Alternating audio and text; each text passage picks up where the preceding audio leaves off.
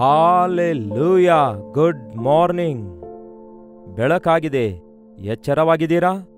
ದೇವರ ಮಾತನ್ನು ಧ್ಯಾನಿಸುವುದಕ್ಕಾಗಿ ಸಿದ್ಧರಾಗಿದ್ದೀರಾ? ಬನ್ನಿ, ಒಂದು ಚಿಕ್ಕ ಪ್ರಾರ್ಥನೆಯೊಂದಿಗೆ ಈ ದಿನದ ವಾಕ್ಯ ಪರಿಶೀಲಿಸೋಣ.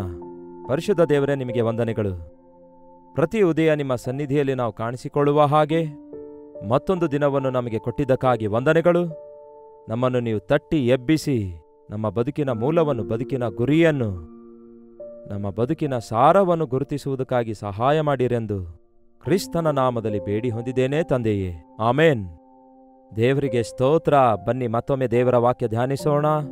ನಿಮ್ಮ ಹತ್ತಿರ ಬೈಬಲ್ ಇದೆಯಾ? ನಿಮ್ಮ ಸತ್ಯವೇದದಲ್ಲಿ ಜ್ಞಾನೋಕ್ತಿಗಳ ಪುಸ್ತಕ ಇರುವುದಾದರೆ ತೆರೆಯಿರಿ, ತಪ್ಪದೇ ಇರುತ್ತೆ.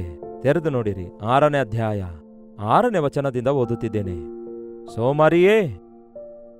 ಸೋಮರಿಯೇ, ಇರುವೆಗಳ ಹತ್ತಿರಕ್ಕೆ ಹೋಗಿ ಅವುಗಳ ನಡವಳಿಕೆಯನ್ನು ನೋಡಿ ಜ್ಞಾನ ತಂದುಕೋ.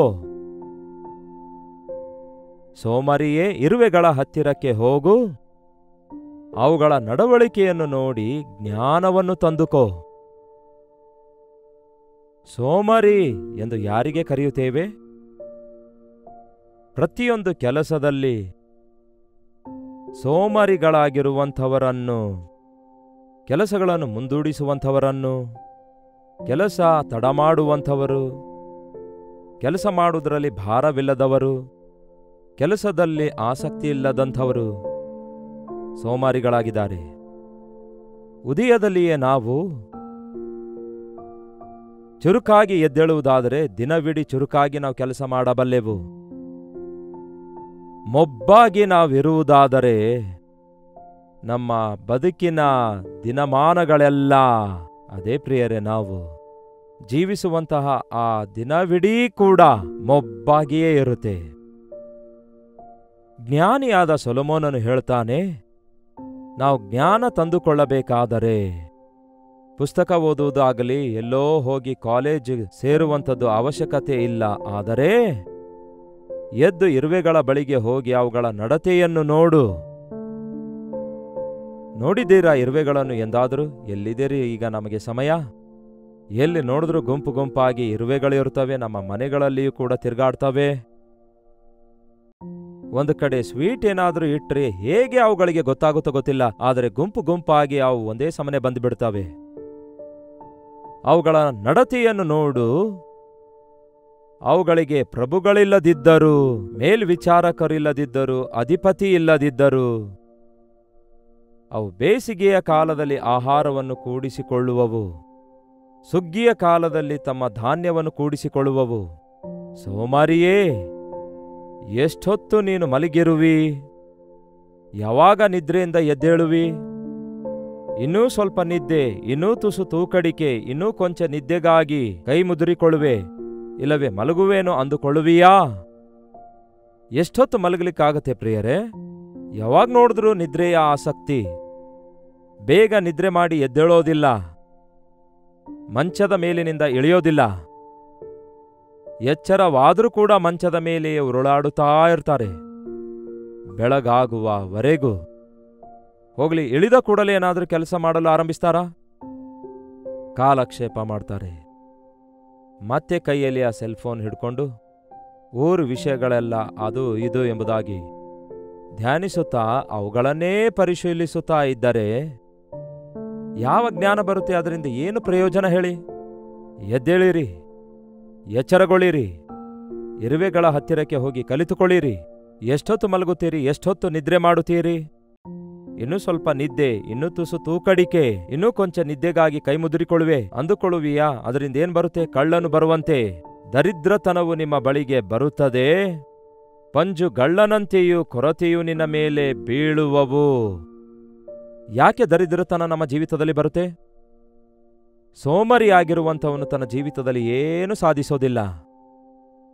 ನೀವು ಸ್ಟೂಡೆಂಟ್ ಆಗಿರೋದಾದ್ರೆ ಬೆಳಗ್ಗೆ ಎದ್ದು ನಿಮ್ಮ ಕ್ಲಾಸಸ್ ಲೆಸನ್ಸ್ ಅನ್ನು ಪಠಿಸಿರಿ, ಬೈಬಲ್ ಓದಿ ಪ್ರಾರ್ಥನೆ ಮಾಡಿದ ನಂತರ ಕಷ್ಟಪಟ್ಟು ಓದಿರಿ. ಎಕ್ಸಾಮ್ಸ್ ಬಂದಾಗ ಭಯಪಡುವ ಅಗತ್ಯವಿರಲ್ಲ.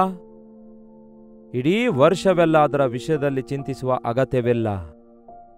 ಎಷ್ಟೋ ಸಾರಿ ನಮ್ಮ ಜೀವಿತದಲ್ಲಿ ಮಾಡಬೇಕಾದ ಕೆಲಸ ನಾವು ಸಮಯಕ್ಕೆ ಸರಿಯಾಗಿ ಮಾಡದೇ ಇರುವುದರಿಂದ ನಾವು ಸಾಲಕ್ಕೆ ಒಳಗಾಗುತ್ತೇವೆ, ಆರ್ಥಿಕ ತೊಂದರೆಯೊಳಗೆ ಸಿಕ್ಕಾಕೊಳ್ತೇವೆ, ಕೆಲಸದ ಭಾರ ಹೆಚ್ಚಾಗಿದೆ ಎಂಬ ಒತ್ತಡಕ್ಕೆ ಗುರಿಯಾಗ್ತೇವೆ. ಎಲ್ಲ ಕೂಡಿಟ್ಕೊಂಡು ಒಂದೇ ಸಾರಿ ಮಾಡಬೇಕಂದುಕೊಂಡಾಗ ಅದು ಬಹಳ ಕಷ್ಟಕರವಾಗಿರುತ್ತೆ ಅಲ್ಲವೇ? ಆಯಾ ದಿನದ ಕೆಲಸ ಆಯಾ ದಿನವೇ ಮುಗಿಸಿದರೆ, ಕರ್ತನು ಕೊಟ್ಟ ಪ್ರತಿ ಸಮಯವನ್ನು ನಾವು ಸದುಪಯೋಗ ಮಾಡಿಕೊಳ್ಳುವುದಾದರೆ, ಯಾವ ವಯಸ್ಸಲ್ಲಿ ಮಾಡಬೇಕಾದ ಕೆಲಸ ಮಾಡಿ ಮುಗಿಸುವುದಾದರೆ ಜೀವಿತ ಎಷ್ಟು ಧನ್ಯಕರವಾಗಿರುತ್ತೆ ಗೊತ್ತಾ? ನಾವು ಒಂದೇ ಸಾರಿ ಹೋರಾಡುವ ಅವಶ್ಯಕತೆ ಇಲ್ಲದೆ ಪ್ರತಿದಿನ ಆಯಾ ದಿನಕ್ಕನುಗುಣವಾಗಿ ನಾವು ದೇವರಿಗೋಸ್ಕರ ಜೀವಿಸುವುದರಿಂದ ನಮ್ಮ ಜವಾಬ್ದಾರಿಕೆ ನೆರವೇರಿಸುವವರಾಗಿರಬೇಕು. ಒಬ್ಬ ತಂದೆಯಾಗಿ, ತಾಯಿಯಾಗಿ, ಒಬ್ಬ ವಿದ್ಯಾರ್ಥಿಯಾಗಿ, ಒಬ್ಬ ಅಧಿಕಾರಿಯಾಗಿ. ಬೆಳಗ್ಗೆ ಉದಯ ಕಾಲದಲ್ಲಿಯೇ ಕೆಲಸ ಮಾಡಲು ಉದ್ದೇಶಿಸುವವನಂತೆ ಸಮರ್ಥನಾಗಿ ಕೆಲಸ ಮಾಡಬಲ್ಲನಂತೆ. ದೊಡ್ಡ ದೊಡ್ಡ ವ್ಯಕ್ತಿಗಳಲ್ಲಿ ಯಾರನ್ನೇ ನೋಡುವುದಾದರೆ ಅವರು ಬೆಳಗ್ಗೆ ಬೇಗ ಎದ್ದೇಳುತ್ತಾರೆ. ಸೋಮಾರಿಗಳಾಗಿರುವಂಥದ್ದಾಗಲಿ ಅವರ ಜೀವಿತದಲ್ಲಿರೋದಿಲ್ಲ. ಸೋಮಾರಿಗಳು ಪ್ರಯೋಜಕರಾಗೋದಿಲ್ಲ.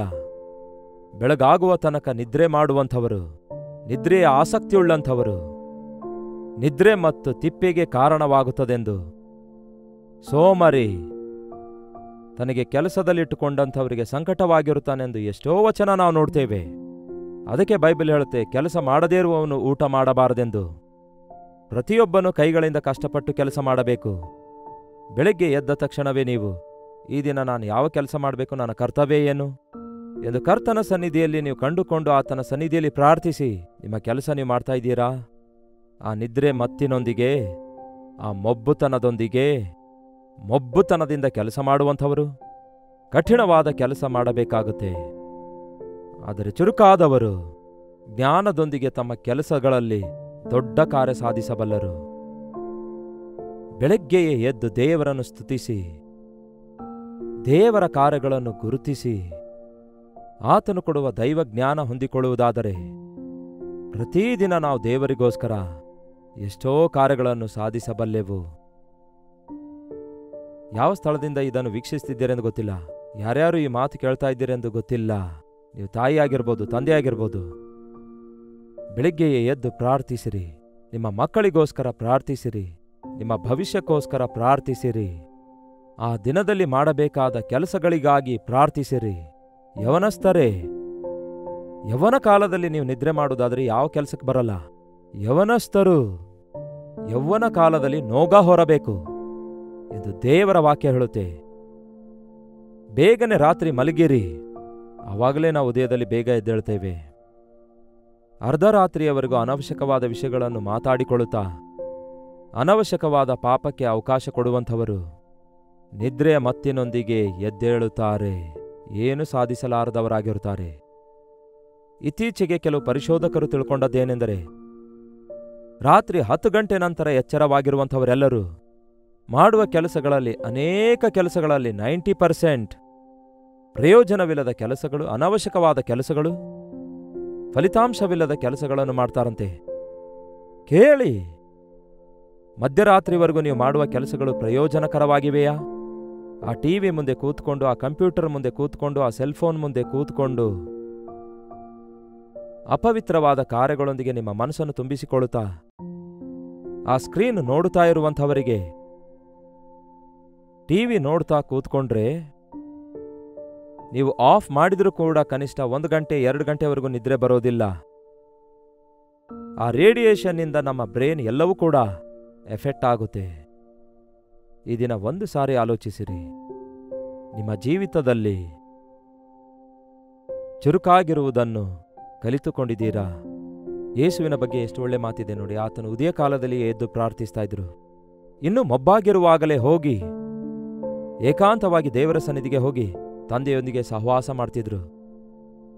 ಆತನು ಈ ಲೋಕದಲ್ಲಿ ನಾನು ತಂದೆಯ ಕೆಲಸದಲ್ಲಿದ್ದೇನೆಂಬುದಾಗಿ, ನನ್ನ ತಂದೆಯ ಕೆಲಸ ಮಾಡುವುದೇ ನನಗೆ ಆಹಾರವೆಂದು ಸಾರಲು ಸಾಧ್ಯವಾಯಿತು. ಈ ಉದಯ ಕಾಲದಲ್ಲಿ ಒಂದು ಸಾರಿ ನಿಮ್ಮ ಜೀವಿತದಲ್ಲಿ ದಿನವಿಡೀ ಏನಾದರೂ ಸಾಧಿಸುತ್ತಾ ಇದ್ದೀರಾ? ಯಾರೋ ಒಬ್ಬರು ನಿಮ್ಮನ್ನು ತಟ್ಟಿ ಎಬ್ಬಿಸಬೇಕೆಂದು, ಯಾರೋ ಒಬ್ಬರು ನಮ್ಮನ್ನು ಹಿಂದೆಯಿಂದ ತಳ್ಳಬೇಕೆಂದು ಎಷ್ಟು ಕಾಲ ಹೀಗೆ ಬಯಸಬೇಕು? ಇರುವೆಗಳ ಹತ್ತಿರಕ್ಕೆ ಹೋಗಿ ಅವುಗಳ ನಡತೆ ನೋಡುವುದಾದರೆ ಅವುಗಳಿಗೆ ನ್ಯಾಯಾಧಿಪತಿ ಇಲ್ಲ, ಮೇಲ್ವಿಚಾರಕರೂ ಇಲ್ಲ. ಅಧಿಪತಿ ಇಲ್ಲ, ಕೇಳಲು ಯಾರೂ ಇಲ್ಲ. ಆದರೂ ಅವು ಕಷ್ಟಪಡ್ತವೆ. ಅದರ ತಿನಿಯನ್ನು ಎಲ್ಲಿಂದಲೋ ಹೊತ್ತುಕೊಂಡು ಬರ್ತವೆ. ಸುಗ್ಗಿಯ ಕಾಲದಲ್ಲಿ ಧಾನ್ಯ ಕೂಡಿಸಿಕೊಳ್ತವೆ. ಯಾಕೆಂದರೆ ಮಳೆಗಾಲ ಬಂದರೆ ನಾವು ಕೆಲಸ ಮಾಡಲಿಕ್ಕಾಗಲ್ಲ, ನಮಗೆ ಆಹಾರವಿರಲ್ಲ. ನಿಮಗೆ ಸಮೃದ್ಧಿಯಾಗಿರುವಾಗ ಅದನ್ನು ವ್ಯರ್ಥ ಮಾಡಿಕೊಳ್ತಾ ಇದ್ದೀರಿ. ಅವುಗಳನ್ನು ಕೂಡಿಸಿಕೊಳ್ತಾ ಇಲ್ಲ, ಅವುಗಳನ್ನು ಸಂಪಾದಿಸಿಕೊಳ್ತಾ ಇಲ್ಲ. ಪ್ರತಿ ಉದಯದಲ್ಲಿ ದೇವರು ಆಕಾಶದಿಂದ ಮನ್ನವನ್ನು ಸುರಿಯ ಮಾಡಿದ್ದಾರೆ. ಆ ಮನ್ನ ಉದಯ ಕಾಲದಲ್ಲಿಯೇ ಹೋಗಿ ಕೂಡಿಸಿಕೊಳ್ಳಬೇಕು. ಬೆಳಗಿನ ಜಾವದಲ್ಲಿಯೇ ಹೋಗಿ ಆ ಮಂಜಿನೊಂದಿಗೆ ಬೀಳುವಂತಹ ಮನ್ನವನ್ನು ಆ ಕಾಲದ ಆಹಾರಕ್ಕಾಗಿ ಪ್ರತಿಯೊಬ್ಬರೂ ಕೂಡಿಸಿಕೊಳ್ಳಬೇಕೆಂದು ದೇವರು ಹೇಳಿದರು. ಕೆಲವರು ತಡ ಮಾಡಿ 10 ಗಂಟೆ 11 ಗಂಟೆಗೆ ಹೋದರೆ ಅಲ್ಲಿ ಮನ್ನಾ ಇರ್ತಾ ಇರಲಿಲ್ಲ. ಆ ದಿನ ಅವರು ಹಸುವೆಂದಿರಬೇಕಾಗ್ತಿತ್ತು. ಹಾಗೆಯೇ ನಾವು ದೇವರ ಸನ್ನಿಧಿಯಲ್ಲಿ ಉದಯದಲ್ಲಿಯೇ ಎದ್ದು ವಾಕ್ಯ ಧ್ಯಾನಿಸಿದರೆ ನಮ್ಮ ಉಳಿದ ಸಮಯವೆಲ್ಲ ಆಶೀರ್ವದಿಸಲ್ಪಡುತ್ತೆ. ಆಯಾ ದಿನಕ್ಕಾಗಿ ನಾವು ಆಧ್ಯಾತ್ಮಿಕ ಬಲಕ್ಕೋಸ್ಕರ ಕಾಣಿಸಿಕೊಳ್ಳಬೇಕು ದೇವರ ಸನ್ನಿಧಿಯಲ್ಲಿ. ನಮ್ಮ ಶರೀರಕ್ಕೆ ಸಂಬಂಧಪಟ್ಟ ಆಹಾರಕ್ಕಾಗಿ ನಾವು ಕಷ್ಟಪಟ್ಟು ಕೆಲಸ ಮಾಡಬೇಕು. ಇರುವೆಗಳ ಹತ್ತಿರಕ್ಕೆ ಹೋಗಿ ನೋಡು. ಸುಗ್ಗಿ ಕಾಲಕ್ಕೋಸ್ಕರ ಅವರು ಬೆಳೆಯನ್ನು ಕೂಡಿಸಿಕೊಳ್ತವೆ. ಬೆಳೆ ಇರುವಾಗಲೇ ಕೂಡಿಸಿಕೊಳ್ಳಬೇಕು. ಬೇಸಿಗೆ ಕಾಲದಲ್ಲಿ ಅವು ಆಹಾರ ಹೊತ್ಕೊಂಡು ಪ್ರಯಾಣ ಮಾಡಬಲ್ಲವು. ಮಳೆಗಾಲದಲ್ಲಿ ಇರುವೆಗಳು ಒದ್ದೆಯಾಗಿ ಮಣ್ಣಿನಲ್ಲಿ ಮುಳುಗಿ ಹೋಗ್ತವೆ, ಸತ್ತೋಗ್ತವೆ. ಮಳೆಗಾಲದಲ್ಲಿ ಹೊರಗೆ ಹೋಗ್ಲಿಕ್ಕಾಗದೇ ಇರುವುದರಿಂದ ಮುಂಚೆ ಸಿದ್ಧ ಮಾಡಿಕೊಳ್ತವೆ. ಫರೋನು ಒಂದು ಕನಸು ಕಾಣ್ತಾನೆ. ದಷ್ಟಪುಷ್ಟ 7 ದನಗಳನ್ನು, ಬತ್ತಿ ಒಣಗಿ ಹೋಗಿರುವ 7 ದನಗಳನ್ನು ಕಾಣ್ತಾನೆ.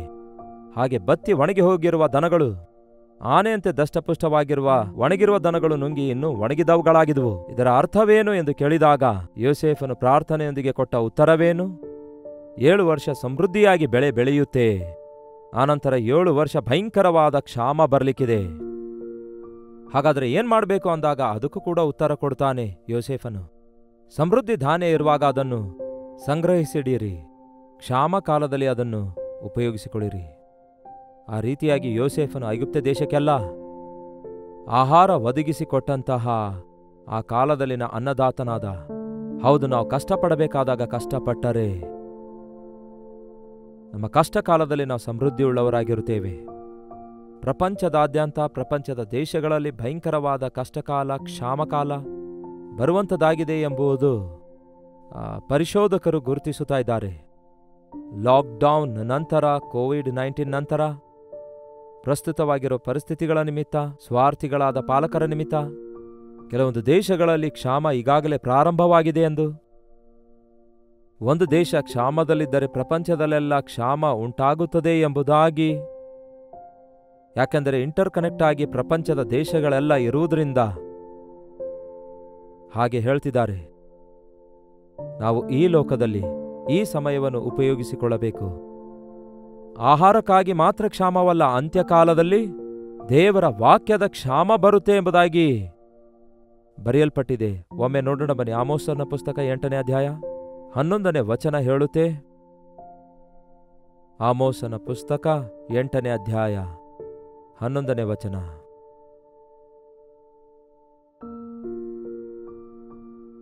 ಮುಂಬರುವ ದಿನಗಳಲ್ಲಿ ನಾನು ದೇಶಕ್ಕೆ ಕ್ಷಾಮವನ್ನು ಉಂಟು ಮಾಡುವೆನು.